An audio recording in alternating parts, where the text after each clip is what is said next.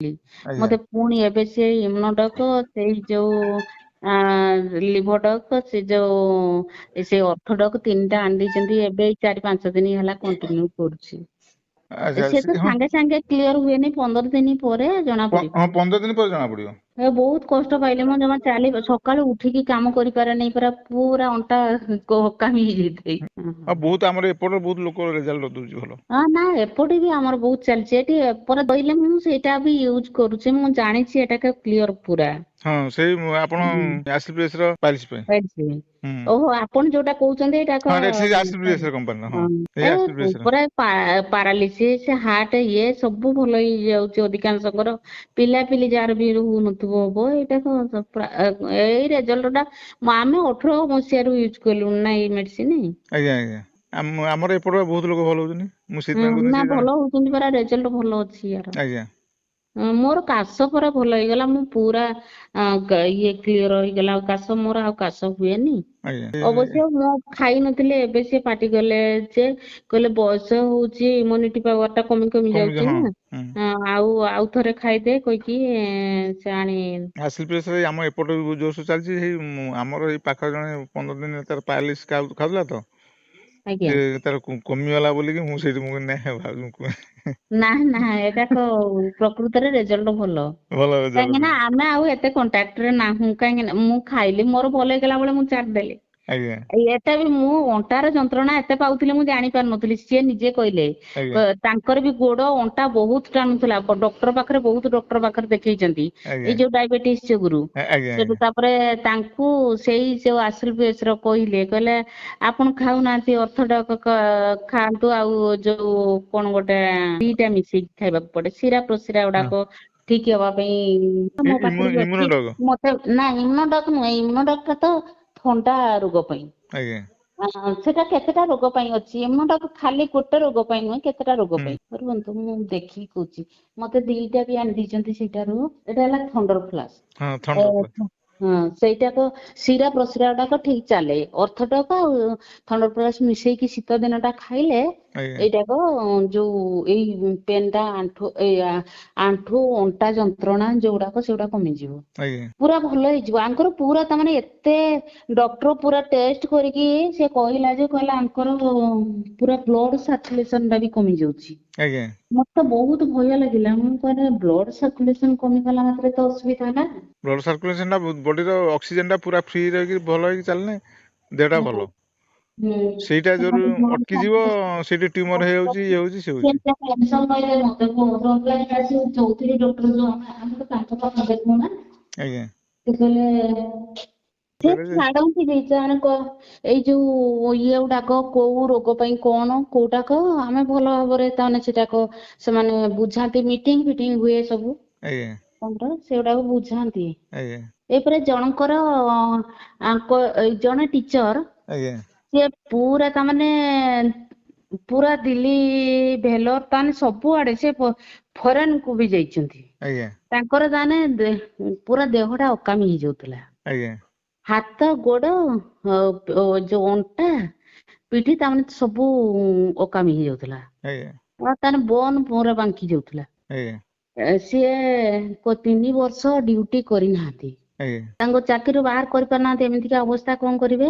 ଆଜ୍ଞା ହେଠୁ ତାପରେ ତାଙ୍କୁ ଯାହା ହଉ ବୁଝେଇକି କିଏ ଦେଲେ ମେଡିସିନ ସେ ତ ଉଠି ପାରୁ ନଥିଲେ ତାଙ୍କୁ ନେଇକି ଦେଇଛନ୍ତି ତମେ ଦେଖିବା ଖାଅ ଆଜ୍ଞା ମାସେ ଖାଇକି ଦେଖ ତାପରେ ଯଦି କାମ ଦେଲା ଏତେ ତ ଟ୍ରିଟମେଣ୍ଟ ହେଲଣି ଡକ୍ଟର ମନା କରୁଛନ୍ତି କ୍ଲିୟର ହବନି ବୋଲି। ଆଜ୍ଞା ଏଇଟା ଟିକେ ଖାଇକି ଦେଖ ଆଜ୍ଞା ତାପରେ ସେ ଖାଇଲେ 1 ମାସ ପରେ ସିଏ ଆସ୍ତେ ଆସ୍ତେ ତାଙ୍କର ଟିକେ ତାମାନେ ଯୋଉ କଡ ଲେଉଟେଇ ପାରୁନଥିଲେ କଡ ଲେଉଟେଇଲେ। ଆଜ୍ଞା କଡ ଲଉଟେଇଲେ ତାପରେ ସେ ନିଜେ କହୁଥାନ୍ତି ଆଜ୍ଞା ସାକ୍ଷାତକାରରେ ଆଜ୍ଞା ତାପରେ 2 ମାସ ଖାଇଲା ପରେ ସେ ଆସ୍ତେ ଆସ୍ତେ ତାଙ୍କର ହାତ ଗୋଡ ଟେକି ହେଲା। ଆଜ୍ଞା ଟେକି ହେଲା ତାପରେ 3 ମାସ ଖାଇଲା ପରେ ସେ ବସି ପାରିଲେ।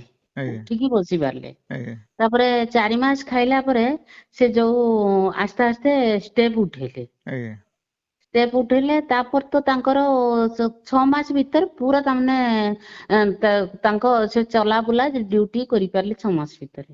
ଆଜ୍ଞା ଛଅ ଏତେ ମାସ ବଢିଆ ଭିତରେ ହଁ ନା ଆମର ହଁ ଏଠି ଭଲ ରେଜଲ୍ଟ ଦଉଛି ମୁଁ ଦେଖୁଛି।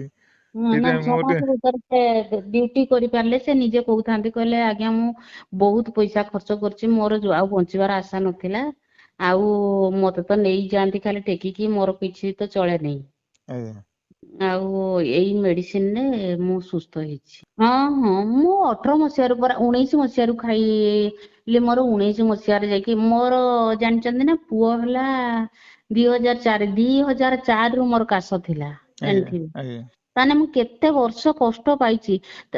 ଖାଲି ଶୀତ ଦିନେ ନୁହେଁ, ଖରା ଦିନେ ବି ତାମାନେ ମୁଁ କାମ କରିପାରେନି। କାଶୁଛି ଆଜ୍ଞା ହଁ, ଆଜ୍ଞା କି ପାଣିରେ କାମ କଲା ମାତ୍ରେ କାଶି କାଶି କାଶି କାଶି ତାମାନେ କିଛି ବାହାରିବନି, ଖାଲି ଶୁଖିଲା କାଶ। ଆଜ୍ଞା ତ ରାତିରେ ଯେତେବେଳେ ଖାଇବା ଖାଇଦେବି, ରାତିରେ ବେଶୀ ହୁଏ ତାମାନେ। ଆଜ୍ଞା ରାତିରେ ଖାଇବା ଖାଇଦେବି, ସେ ଖାଇବାଟା ବି ପେଟରେ ରୁହେନି। ତାନେ ଛୁଆ ଯାହା ପିଲା ସେଇ ମେଡିସିନ ର ପୁରା ଭଲ ହେଇଗଲା। ହଁ, ଆଜ୍ଞା ଆଜ୍ଞା ତ ମୁଁ କଟକ ଯାଉଥିଲି, ମାଣିଆ ଯୋଉ ଡକ୍ଟର ନାଇକି ପ୍ରଫେସର, ଆଜ୍ଞା ସିଏ ବୋଧେ ମରିଯିବେଣି, ସେ ପଡିଥିଲେ କଣ ସିରିୟସ, ଆଜ୍ଞା ସେଠି ମୁଁ ଯାଇକି ଖାଉଥିଲି, ସେ ଦଉଥିଲେ ମତେ ଥିରଡ ଗୁଡାକ, ମୋର ଆଖି ଚାରିକଡ ପୁରା ହ୍ୱାଇଟ ହେଇଗଲା, ତାମାନେ କଳା ଡୋଳାର ଚାରିକଡ, ମୁଁ ଡରିଗଲି, ମୁଁ କହିଲି ଏଇଟା ଯଦି ପରଳ ଟା ମାଡିଯିବ ମୋ ଆଖି ଟା ନଷ୍ଟ ହେଇଯିବ। ଆଜ୍ଞା ଆଉ ସମସ୍ତେ କହିଲେ ତମ ଆଖି କାହିଁକି ଏମିତି ହେଇଯାଉଛି, ସିଏ କହିଲେ ଯେ ଏଇଟା ଥିରଡ ର ପ୍ରଭାବ। ଆଜ୍ଞା ତାହେଲେ ଥିରଡ ଟା କିଡନୀ ଫିଡନୀ ବି ଇଏ କରିଦିଏ। ତାହେଲେ ମତେ ଏତେ ଥଣ୍ଡା ଯେ ସେ ଥିରଡ ଲେଖନ୍ତି, ତାମାନେ ଆଜ୍ଞା ଆଜ୍ଞା ମତେ ଛାଡ, ସିଟ୍ରିଜିନ କାମ କରେ ନାହିଁ, ଅନ୍ୟ ମେଡିସିନ କାମ କରେ ନାହିଁ, କିଛି ମେଡିସିନ ତାହେଲେ ମତେ କାମ ଦଉଥିଲା। ତାହେଲେ ଆଜ୍ଞା ଏତେ ତାହେଲେ ଏଲର୍ଜି ଟା ବଢି ଯାଇଥିଲା ଯେ ମୋର। ଆଜ୍ଞା, ଏଇ ଆସିଡବ୍ଲିସ ମେଡିସିନ ଟା ଭଲ ହେଇଗଲା। ଭଲ ହେଇଗଲା। ଆଜ୍ଞା, ନାଇଁ ଏଇ ମେଡିସିନ ମାନେ ବହୁତ ପ୍ରବଳ ଏତେ କଷ୍ଟ ମୁଁ ପାଇଛି, ମୁଁ ସେତେବେଳେ ମୋର ଖାଲି ଚୁପଚାପ କି ବସେ, ଖାଲି ଲୋକମାନଙ୍କୁ ଦେଖେ, ଏମାନେ ଏମିତି କରୁଛନ୍ତି, ସେମାନେ ସେମିତି, ମୁଁ କଣ ସତରେ ଆଉ ଭଲ ହେବି, ଆଉ ଛୁଆ ମାନଙ୍କୁ କେମିତି କଣ କରିବି, ଖାଲି ଛୁଆ ମାନଙ୍କ ପାଇଁ ଟାଣି ଝିଙ୍କିକି ସ୍କୁଲ ଯାଏ, ଆଉ ଡ୍ୟୁଟି କରେ, ଟିକେ ପଢଉଥିବି, କାଶ ହଉଥିବ ବାହାରକୁ ପଳେଇ ଆସୁଥିବି, ଏମିତିକା। ତାମାନେ ଖାଲି ବାଧ୍ୟ ହେଇକି ଚାକିରି ଟା କରିଥିଲି ବୋଲି, ହୁଁ ଇଏ ଯଦି ତ ଘରେ ଥାନ୍ତି ଅବଶ୍ୟ ମରିଯାଇଥାନ୍ତି, ଏତିକି ଦିନ ବଞ୍ଚିନଥାନ୍ତି। ଆଜ୍ଞା ପ୍ରବଳ କଷ୍ଟ ପାଇଛି ମୁଁ। ଆଜ୍ଞା ତାପରେ ଯୋଉ 11 ମସିହାରେ ମୁଁ ଗଲି କଟକ, ଆଜ୍ଞା କହିଲେ ସେ ମାଣିଆ ସେଇ ଚୌଧୁରୀ ଡକ୍ଟର କହିଲେ ମୁଁ ତ ବାରମ୍ବାର ସବୁ ଟେଷ୍ଟ କରୁଛି, କିଛି ତ ବାହାରୁନି, ଆପଣ ଥରେ କଟକ ନେଇକି, ସେଠି ଭଲ ଇନଷ୍ଟ୍ରୁମେଣ୍ଟ ଅଛି, ସବୁ ଟେଷ୍ଟ ଟା କରେଇ ଦିଅନ୍ତୁ। ଏମିତିକା କହିଲେ ସେ, ତାପରେ ସେ ନିଜେ ଆଡ୍ରେସ ଟା ଦେଲେ। ସେ ଦେଖନ୍ତି ନା ପ୍ରବଳ କାଶ ହଉଛି ମତେ, କୁହନ୍ତି ଆଜ୍ଞା କଣ କାହିଁକି କଣ ହଉଛି, ମୁଁ କହିଲି ମୁଁ ଜାଣି ପାରୁନି ସାର୍, ମୋର ତ କାଶ ଟା ବାହାରୁଛି, ମୁଁ କଣ କରିବି, କାହିଁକି ଯୋଉ ତଣ୍ଟି ଟା କେମିତି ଲାଗୁଛି ନା କଣ, ମୁଁ କହିଲି ହଁ ମୋ ତଣ୍ଟି ଟା କେମିତି ଗୋଟେ ପାଖ ଡାହାଣ ସାଇଡ ଟା ହୁଏ, ତାପରେ ସବୁବେଳେ କାଶ ଲାଗି ରହିଥିବ ଆଉ, ପୁରା କଣ୍ଟିନ୍ୟୁ କି ଆଉ। ଆଜ୍ଞା ସେଠୁ ତାପରେ ସେ ପଠେଇଲେ, ସେ କହିଲେ ଆଜି ହିଁ ଧରିକି ଯାଆନ୍ତୁ। ସେ ଏତେ କଷ୍ଟ ପାଉଛନ୍ତି, କିଛି ରିପୋର୍ଟରେ ଆସୁନି, ଇଏ ଏକ୍ସରେ ଫେକ୍ସରେ କଲେ, ତାଙ୍କର ତ କଫ ବି ତ ନାହିଁ, ଆଜମା ବି ନୁହେଁ ଏଟା, ଏମିତିକା କହିଲେ। ତାପରେ ସିଏ ପଠେଇଲେ ବଳେ ଇଏ ଧରିକି ଗଲେ। ଆଜ୍ଞା ଗଲେ ଯେତେବେଳେ, ସେଦିନ ଶୁକ୍ରବାର ଥିଲା, ଆମେ ରାତିରେ ଗଲୁ, ରାତିରେ ପହଞ୍ଚିଲୁ, ଏଇ ପାଇ ଆସିଲା ବେଳକୁ ସେ ଶନିବାର ଦେଖନ୍ତିନି, କିନ୍ତୁ ସେ ଆମେ ଫୋନ କରିଛୁ ଯେହେତୁ, ସେ ମତେ ହିଁ ଦେଖିଲେ, ତାଙ୍କ ରୁମ ରେ ଦେଖିଲେ, ଅନ୍ୟ ପେସେଣ୍ଟ ମାନଙ୍କୁ ଫେରେଇ ଦେଲେ, କହିଲେ କାଲି ଦେଖାଯିବ। କହିଲେ ବହୁତ ଟିକେ ଟେଷ୍ଟ ପାଇଁ ଲେଖିଦେଲେ, ତାପରେ ଟେଷ୍ଟ ଆମେ କଲୁ, କହିଲେ ଇଏ ବହୁତ ପୁରୁଣା ହେଇଗଲାଣି। ମୁଁ କହିଲି ହଁ ଆଜ୍ଞା, 4 ମସିହାରୁ। କହିଲା ଟିକେ ଲେଟ୍ ଲାଗିବ କହିଲେ ଲେଟ୍ ଲାଗିବ, ମେଡିସିନ କଣ୍ଟିନ୍ୟୁ କର। ସିଏ ପୁଣି ଏକାଥରେ 3 ମାସର ମେଡିସିନ ଲେଖିଦେବେ ଆଜ୍ଞା, 5,000, 6,000, 7,000, 8,000 ଯାଇ ମେଡିସିନ। ଆଜ୍ଞା ତାପରେ ଟେଷ୍ଟ କଲୁ, ସେଇ 7-8 ହଜାର ଟଙ୍କା। ତାପରେ ଏପଟେ ଛୁଆ ମାନେ ପଢିବାକୁ ବହୁତ ତାମାନେ କଷ୍ଟ। ଇଏ କହିବେ ଯେ ମାସକର ମେଡିସିନ ନେଇଯାଇଥିବା, ପୁଣି କଟକରୁ ପୁଣି ସେ ଗୋଟିଏ ହିଁ ଦୋକାନରେ ମିଳେ ସେଇ ମେଡିସିନ। ଆଜ୍ଞା ସେ ଯୋଉଠି ବସନ୍ତି ସେଇ ଦୋକାନରୁୁ। ମୋର ଜଣେ ଯୋଉ ସେଇ ଟିଚର ଯୋଉ ସିଏ ତାଙ୍କ ହଜବେଣ୍ଡ କଟକ ପୋଷ୍ଟ ଅଫିସ ରେ ରହିଥିଲେ ତ, ଆଜ୍ଞା ସେ ମେଡିସିନ ଟା ତାଙ୍କ ଦ୍ଵାରା ମୁଁ ମଗୁଏ। କଣ କରିବି, ପଇସା ତ ହୁଁ ଅସୁବିଧା, ଛୁଆ 2 ଜଣ ପଢୁଛନ୍ତି, ମାନେ ଇଂଲିଶ ମିଡିୟମ ରେ ବହୁତ ପଇସା ଖର୍ଚ୍ଚ ହୁଏ ନା, ଆଜ୍ଞା ତାଙ୍କ ହାତରେ ମଗୁଏ, ତ ମେଡିସିନ ଖାଏ। ଏମିତିକା ଯେ ପୁରା କ୍ଲିଅର ହୁଏନି, ହୁଁ କାଶ ସେମିତିକା ରହେ ଲାଗିକି, ପୁଣି ମଝିରେ ମଝିରେ ଶୀତ ଯେତେବେଳେ ବଢିଯିବ, ସେତେବେଳେ କାଶ ବାହାରିବ, ତାମାନେ ବିଛଣାରୁ ବି ଉଠି ପାରେନି। ଆଜ୍ଞା ଏତେ କଷ୍ଟ ଯିଏ ମୋ କାଶ ଦେଖିବ ସେ କାନ୍ଦି ପକାଏ, ଏତେ କଷ୍ଟ ଯେ। ତାହେଲେ ଏଇ ଆସିଡ ତ କମିଗଲା ପୁରା ଆଉ।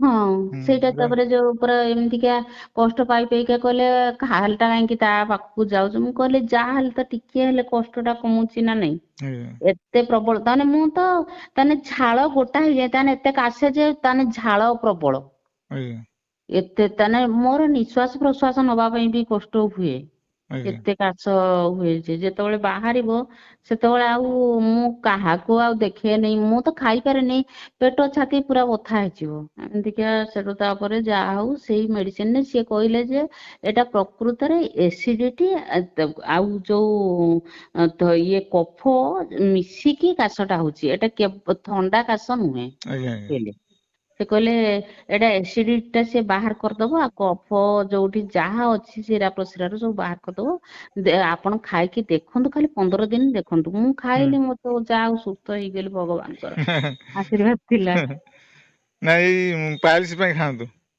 ଆଜ୍ଞା ତା ସବୁ ମେଡିସିନ ଆଉ ଗୋଟେ ଟେକ୍ନୋଲୋଜି ବଢିଗଲାଣି ସବୁ ସେ କହୁଛନ୍ତି ତ ମୁଁ ଏଠି ଆମର ହଁ ଏପଟ ସେପଟ ଭଲ ମେଡିସିନ ତ ହଉଥିଲି ରେଟ୍ ବଢିଗଲାଣି କାହିଁକି ନା ମୁଁ ଯୋଉ ମେଡିସିନ ସେତେବେଳେ ଲିଭୋଡକ୍ ଖାଉଥିଲି ଆଜ୍ଞା 1100 ଥିଲା ସେ ହାଫ ଲିଟର ଡବାଟା ଆଜ୍ଞା ଆଉ ଇମୋନୋଡକ୍ ଟା ଥିଲା ବୋଧେ 1650 ସେତେବେଳେ 2200 ଥିଲା ଆମେ ଆମ ପାଇଁ 20% ଛାଡ ହଁ ଡିଷ୍ଟ୍ରିବ୍ୟୁଟର ହଁ ପ୍ରାଇସ ର ହଁ ଆଜ୍ଞା ସେଇଟାକ ଯେ ମୁଁ ସେତେବେଳେ 1650 ଦେଇକି କିଣୁଥିଲି ଇମୋନୋଡକ୍ ଟା ଗୋଟେ ମାସ ପଳାଏ ଗୋଟେ ଲିଟର ଥାଏ ତ ଆଜ୍ଞା ଆଉ ଲିପୋଡକ୍ ଟା 2ଟା ଡବା କିଣିବାକୁ ପଡେ ଆଜ୍ଞା ତ ସେ ଯୋଉ ଆଉ ଗୋଟେ କଣ ଗୋଟେ ଅଁଳାର ଯୋଉ ଆମଳା ତ୍ରିଫଳା ଜୁସ୍ ଟା ହଁ ସେଇଟା ଜୁସ୍ ଟାକ ସେ କହିଲେ ଯେ ଏଇଟାକ ତୁମର ପେଟ ଟା ଠିକ ରହିଲେ ସବୁ ଠିକ ରହିବ ଆଜ୍ଞା ପେଟ ରୋଗ ଯୋଗୁରୁ ସବୁ ରୋଗ ଟା ହୁଏ ନା ହୁଁ ହୁଁ ଆଜ୍ଞା ଗ୍ୟାସ ର ଆଉ ସେଇଠୁ ତାପରେ ସେ ତ୍ରିଫଳା